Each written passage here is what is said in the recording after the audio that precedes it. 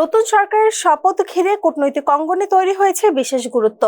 মঙ্গলবার শপথ নিতে যাচ্ছে তারেক রহমানের নেতৃত্বাধীন নতুন সরকার।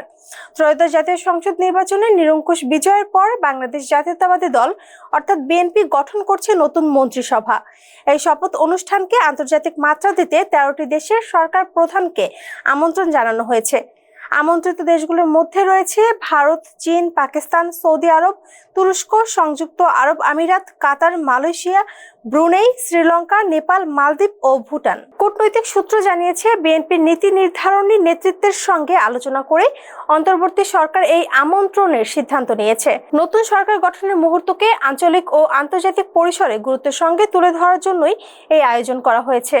মঙ্গলবার বিকেলে জাতীয় সংসদ ভবনের দক্ষিণ প্লাজায় অনুষ্ঠিত হবে শপথ অনুষ্ঠান। এতে উপস্থিত থাকবেন দেশি বিদেশি কূটনৈতিক, রাজনৈতিক নেতা এবং গুরুত্বপূর্ণ ব্যক্তিবর্গ। এর আগে 12 ফেব্রুয়ারি অনুষ্ঠিত নির্বাচনে বিএনপির জোট 2/3 বেশি আসনে জয় পায়।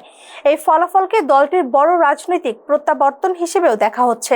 নির্বাচিত সংসদ সদস্যরা 17 ফেব্রুয়ারি মঙ্গলবার সকালে শপথ নেবেন। তাদের শপথ বাক্য পাঠ করাবেন প্রধান নির্বাচন কমিশনার এএমএম নাসির উদ্দিন। বিশ্লেষকদের মতে এই শপথ অনুষ্ঠান শুধু সরকার পরিবর্তনের আনুষ্ঠানিকতাই নয়, এটি বাংলাদেশের কূটনৈতিক অবস্থান পুনর্নির্ধারণের জন্য একটি সুযোগ। বিশেষ করে এমন এক সময় যখন আঞ্চলিক রাজনীতি দ্রুত বদলাচ্ছে।